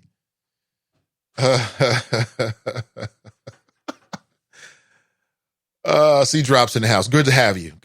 So, man, we talked about a lot since 8 a.m. We really have, and it's hard to recreate that magic. You know, some interesting flows about things that are happening right now, including, and again, this may or may not be on your radar screen, but listen, you know, if you're into movies and TV and you're into The Watchmen, check it out. And maybe I can find some clips on YouTube or something. But apparently there's a brand new HBO series called The Watchmen. And it's more about like, you know, a universe in which the, you know, superheroes exist, but they have real life problems. And so when they did the opening, you know, they did an opening set back during the race riots. The race massacre of Tulsa in Tulsa of 1921, which sparked a flame in the conversation about what really went down in Black Wall Street, among other things. I also played an audio clip for you of what happened last night at the Judicial Candidates Forum. And you can check that out as well. So we've been chopping it up ever since. There's a brother running for school board. He has a sign across the street from Waffle House in Clifton. Do you know what his name is, Bunky? What is his name? Marlon writes, even more reason why black households need firearms and training. Yeah, I agree. And speaking of which, there is a tentative date, which is November the 17th.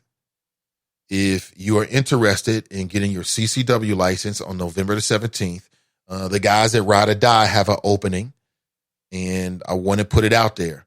So what I'll do is, hopefully we're all on Facebook, and I'll put out a Facebook event page, and, you know, based on your responses, we'll set it up. Okay. Let me look at the calendar here. So the 17th of November, when are we here? Okay. 17th of November. So I'm not sure how it's going to work out for you. When is Thanksgiving? Is that the last week? So 17th of November, which is the third Sunday in November, which is approximately 4 weeks and some change away. So 4.5 weeks away. And we would just need the confirmation for your payment. So, you know, secure your spot. And if you're interested, November the 17th is open. Now, I've already got my CCW training. So what does that mean? It means I'll be there to greet you in the morning, right? And I'll most definitely have some refreshments for you to get your day started. I may stick around a little bit, and we'll probably just catch up with you when you're on the range, okay? But again, you know, the Ride or Die folks, they did me right. They did us right when we went out there. And it was a good experience, and it'll set us up so that when we move into tactical, that we can have more people from this group, you know, especially that, you know, have their CCW. So if you're interested, November the 17th, I'm putting it out to you. I'm putting this in your head right now, November 17th. I know for a lot of folks, that's a church day. We will be indoor facility. So let me know.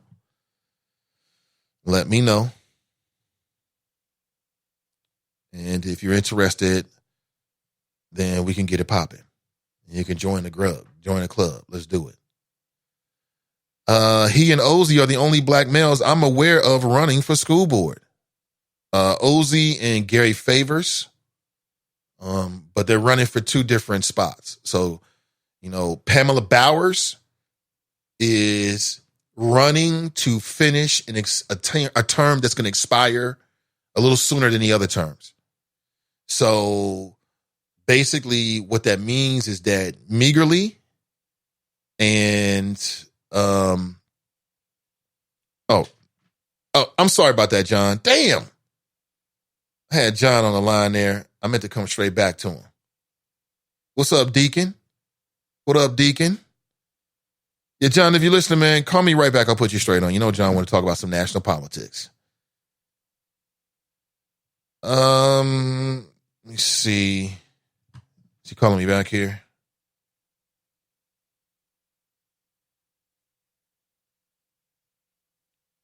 Okay.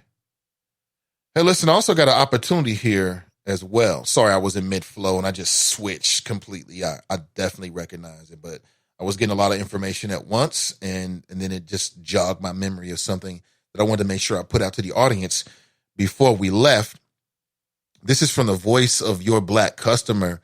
They're recruiting persons ages 21 to 30 of any race or ethnicity to participate in a 90-minute focus group regarding public safety. The sessions will be held in October at their offices. The pay is $50. If you may know any ideal candidates for this study, you can please, have them contact the Voice of Your Customer. And I've got a link here that I can share with you as well.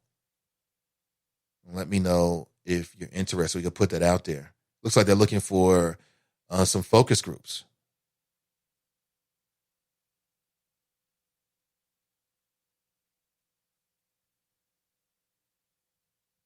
Is recruiting adults ages 21 to 30 to join focus groups for an upcoming research study being held here in the greater Cincinnati area. The selected participants would be asked to join a 90-minute focus group discussion. The sessions will be held in Walnut Hills. Participants who complete the session will receive $50. For more information, you can get information at info@thevoiceofyourcustomer.com, or you can call 513-218-3228. Okay. All right. So now we've got John back on the line. Hold on a second, John.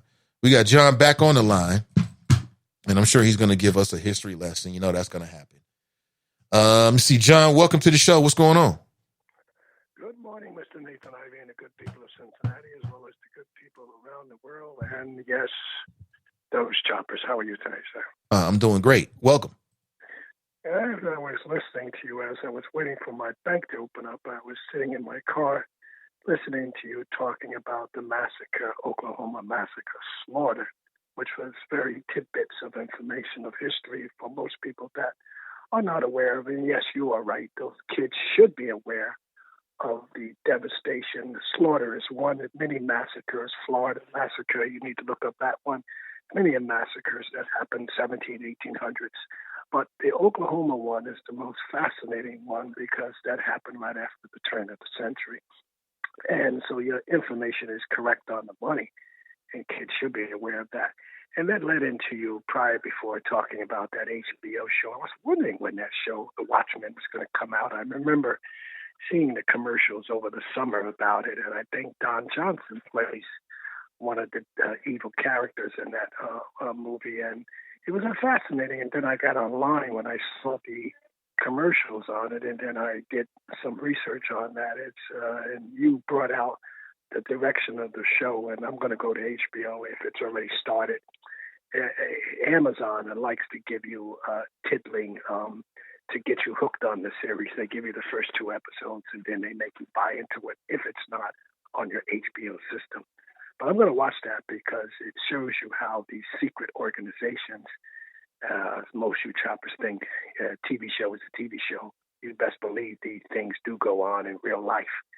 But look at Julian Assange and his other good friend that hacked into the system. But we'll talk about that another day, another time. But the Watchmen series, which is started, And I'm going to watch it very closely because it does give you historic data. And I'm glad, as you tipped me off about the Oklahoma slaughter, that they start the series off with that. So I'm going to watch that and watch it very closely. But your Oklahoma series is very interesting. And another before I hang up, I want you to look up in any choppers that are interested.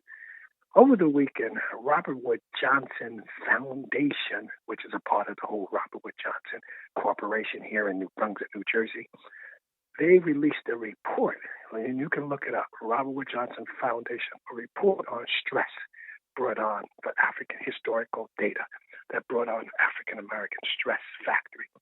And they talk briefly a little bit about the reparation that's due.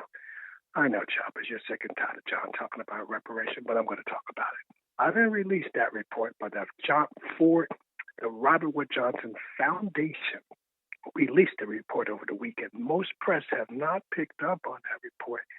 And if you look at that report, it talks about what African Americans have been going through, dealing with the stress factors, racism, and a whole bunch of host of things that's going to bring light to reparation. Well, I'm happy Robert Wood released that. Nothing that most of us have not known about, did know about since 300 years of us coming into this country. But they talked about what African Americans go through getting bank loans, racism at the workplace, workforce. Look it up, Chopper. It's an interesting report. And that report was put out, and most press have not touched it. But if you know, or somebody put me in touch with it yesterday, and so I did my research. But then I kept digging, and I saw a YouTube video. Look it up, Robert Wood Johnson report on racism in the healthcare industry. And a panel of 3 white people, and the vice president of the foundation was the head of the panel. This report, the video came out January 16, 2018. Now they put the report out. So I put 2 and 2 together really fast. If the report came out and not too many press people picked up on it, but the video, the conference was streamed live too. Look that up and look at it very, very closely. It's going to be very important. Yes. We have to talk at another time. All right, take it easy. What the hell? What the hell just happened at the end? Was he at the doctor's office or something? Did I hear an accent? Oh, man, let me move on. Well, you might consider this a lighter matter. It is what it is. It's what I do. But I just kind of picked up on something. And in no way am I wishing like the worst for this couple, because I'm all about black love. I love it. But, this whole Cory Booker, Rosario Dawson hookup, that ain't going to work, B. That is not going to work. Did you know that? Now, Rosario Dawson, man, I remember her from that Jesus Shuttlesworth He Got Game movie. Remember that? With Ray Allen? They was like doing something in an amusement park. You remember that? Yeah, you remember it. And if you don't, then you should remember it. Shame on you. You've forgotten. Of course, Cory Booker, Senator Booker, is a 2020 presidential contender. And apparently they've been an item. An item. And they just celebrated their 1-year anniversary, man. They in a honeymoon phase. Because really, with their kind of work schedule, how often are they really seeing one another? Probably not a whole lot. He's running for president. He busy. You know what I'm saying? Night here, night there. That probably keeps it fresh, though. Probably keeps it fresh, but that's honeymoon phase right there. But I read something, and I was like, what? That ain't going to work. That is not going to work. As soon as I read it, I was like, that's temporary. That's not going to work.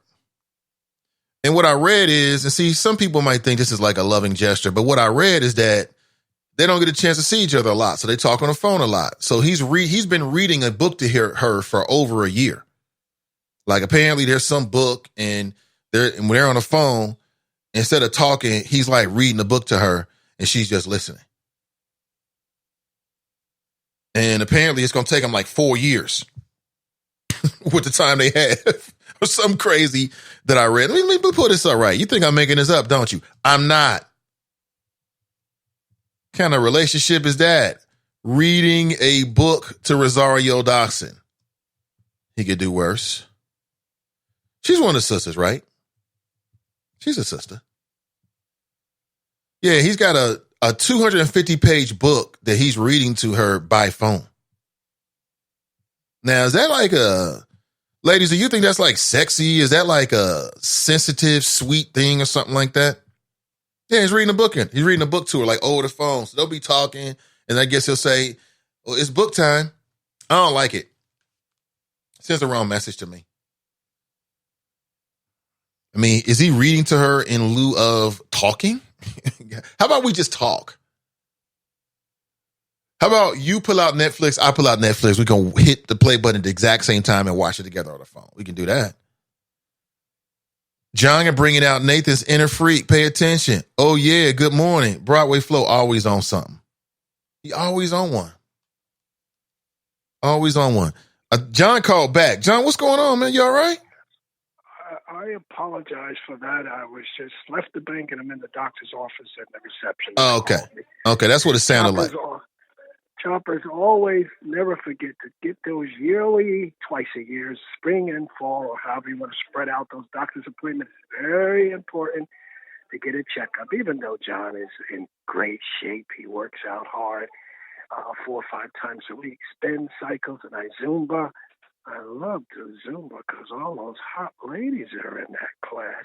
But anyway, that's another day, another time. But I get my workouts and I make sure I get my doctor's appointments. It's very important. But let me continue my flows on that Watchmen series, which is very interesting. And when I get home, I'm going to go to Amazon and see if they put up I thought we was at 2 episodes. More flows on. We already talked about that, man. But I'm glad you called in to, tell us you was at the doctor's office because you left rather abruptly. Well, I'm sorry about that. They were calling me, so I had to give them the usual paperwork, keeping like updates and making sure things are fine. So, but the Oklahoma slaughter is, it's funny that you were talking about that because it kind of tinkered my mind into when Bill Clinton was in office. He's the only president that gave reparation to the Oklahoma survivors, family members, any family members in that area. And I think the last I heard, I don't know if it was last year or early this year, that they are rebuilding that area quietly as that's been kept in the community. Remember that Oklahoma was considered the Black Wall Street, the Black community. Yeah, we know. Controlled their own John, and everything we else. just had this conversation, man. John, we already had this conversation, man. I don't want to have the same conversation again. We know. We got it. I'm glad you called in to tell us about, that you were at the doctor's office, man, because you left real quick. Well, I'm sorry about that. So don't worry, Choppers. I'm John from Princeton, still alive, kicking, jumping around, and keeping up with the health issues. So just want to call back and apologize for hanging up so abruptly. I don't like doing that. So you Choppers have a pleasant day. Pamela, you can get out of the shower now. That's okay. Have a nice day. Have a nice day. Oh, my God. I'm laughing at Tony talking about the feds were raiding his place. He had to burn his kiddie porn, man. That ain't even funny. No kiddie porn jokes, man.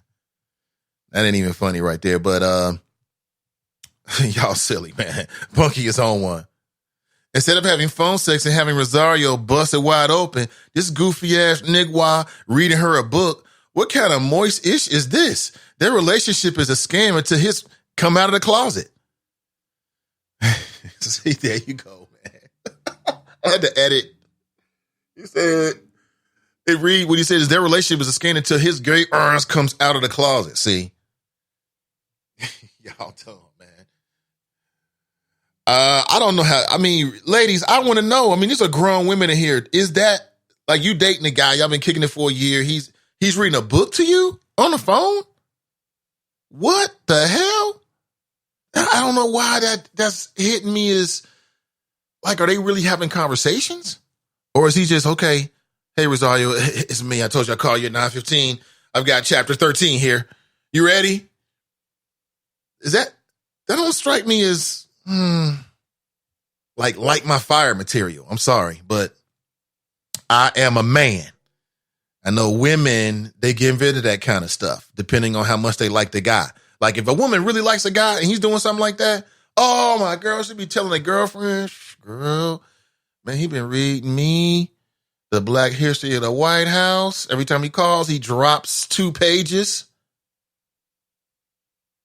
And then I refuse to believe that anybody has the kind of time to sit on the phone and listen to somebody read to you.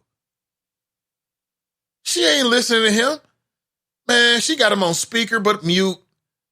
Probably, doing other stuff, engaging other people while this fool is talking reading some book to her. Let me see if I can find what the book is here. I bet you it's some dumbish. It better be like some. The only way this works is if he's reading her Iceberg Slim. If he's doing that, it's dope.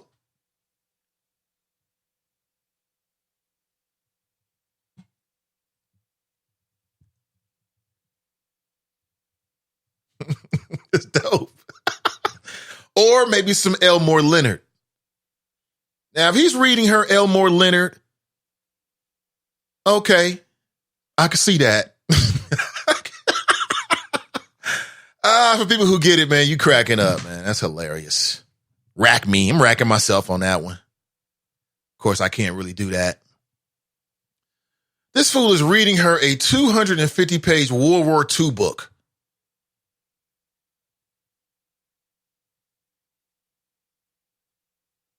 This is what you do? He's got to be the most boring man in America.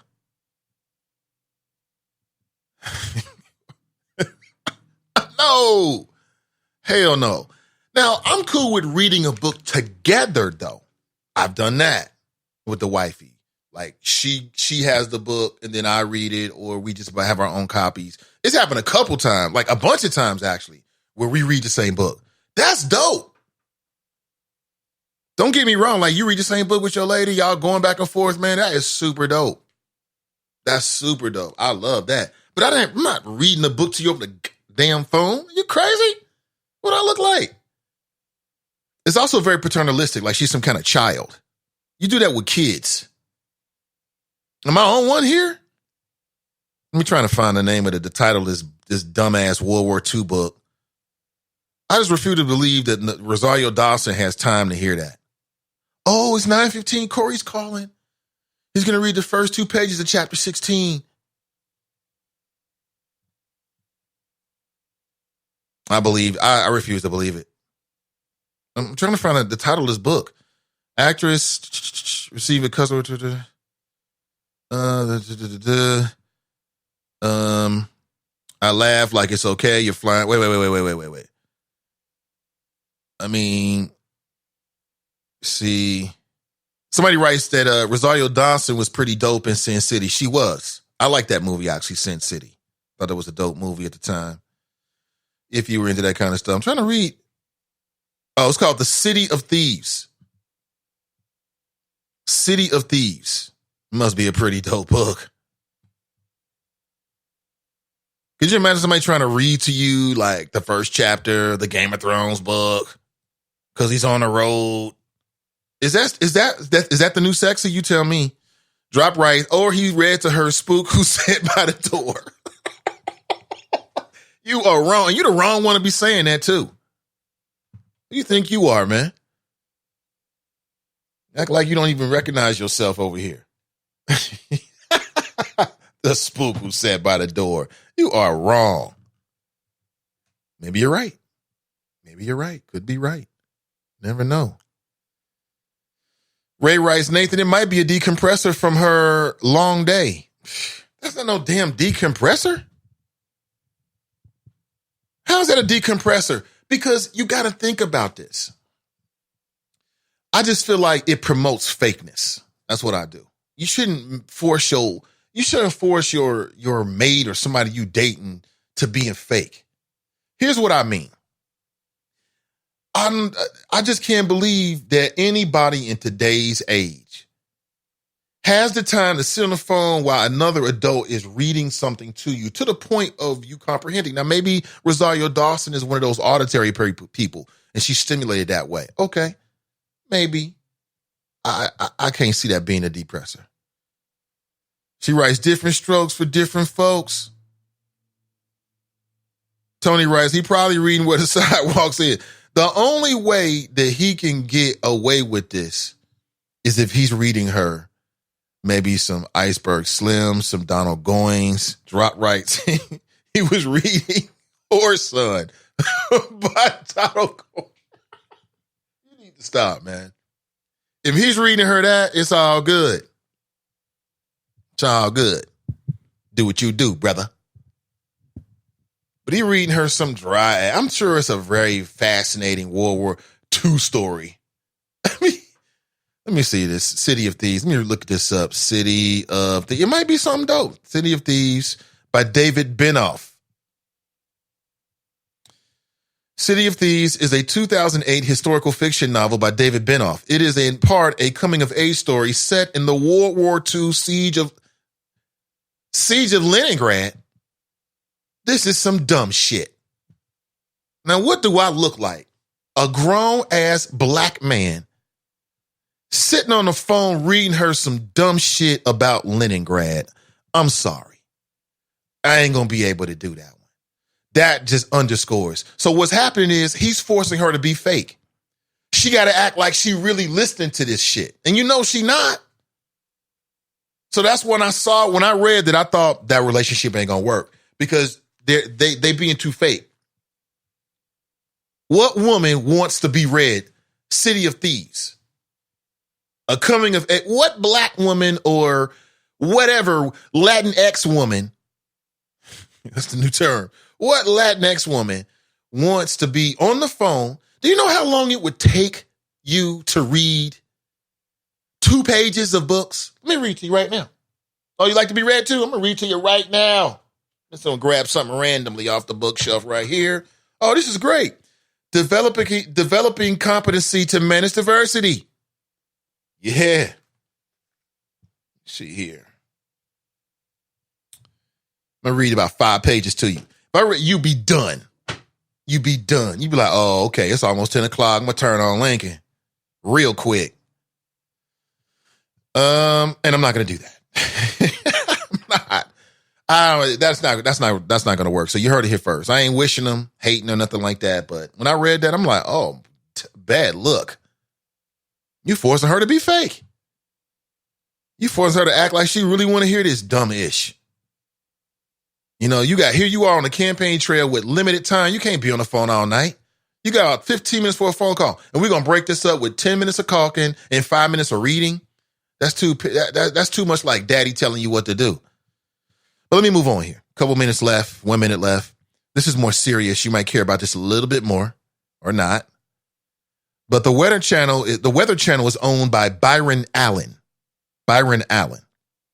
And Byron Allen says that he wants to do something a little different now with the Weather Channel, or he wants to add something.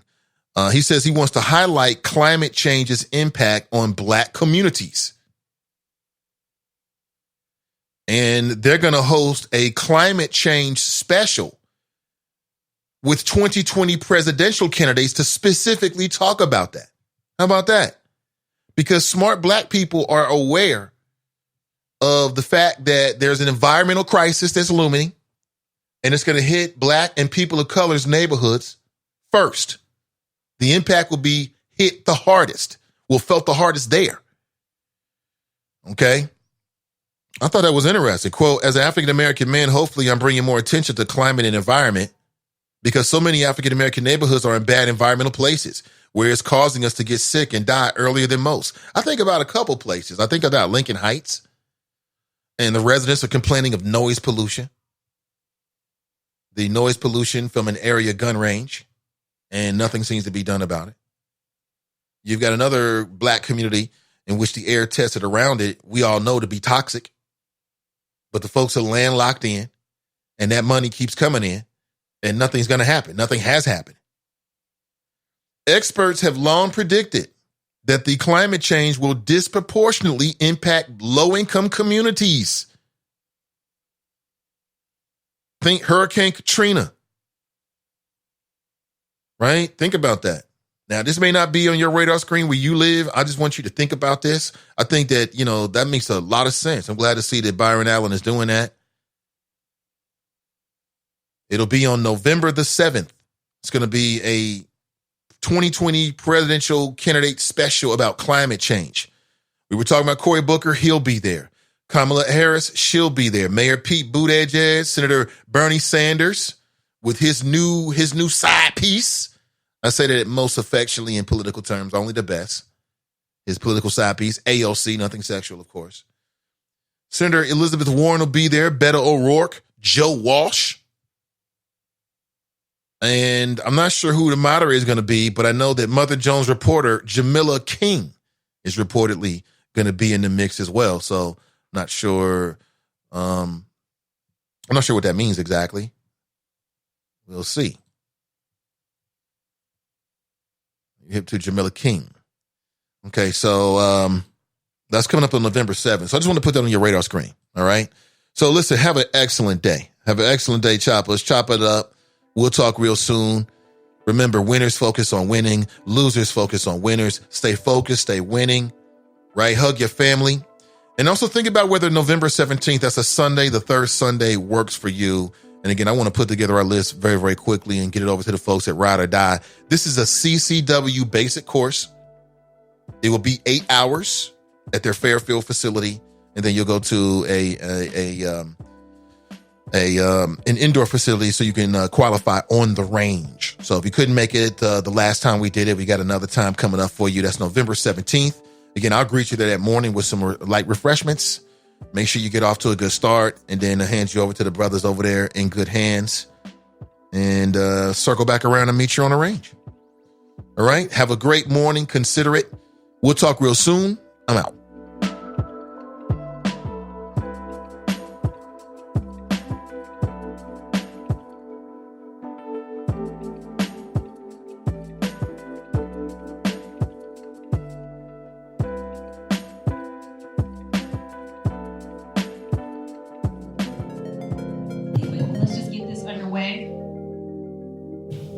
As far as housekeeping to the audience, please understand that this is a crucial race. I'm going to have to hold it. This is a crucial race. The results of this race will seat or reseat individuals who will determine certain aspects of the court, such as the level of bond that will be set for those who are facing charges in court, amount of fines and court costs that a person can receive as a punishment, length of sentence of incarceration of the convicted, as well as civil matters. They also hear civil matters. The candidates today will show what reforms they support and demonstrate what quality of fair and equal treatment that they will exhibit if elected of defendants, witnesses, attorneys, and members of the community who come into their courtroom. This is our opportunity to learn about these candidates, especially those in your district. Please listen carefully to each answer, as it will help you determine the level of the candidate's honesty, transparency, and whether they are the candidate that best represents you. Please keep in mind that most of the people are here, some people are running unopposed, and so, but the people who are here, every district or every neighborhood in the city of Cincinnati or in Hamilton County is represented here tonight. So there's somebody here who is speaking to you. Keep in mind that judicial candidates cannot answer certain questions based on the ethical rules, and so there might be questions that you want to ask them, but unfortunately it will get them in trouble to do so. And so our questions are catered with that ethical rule in mind.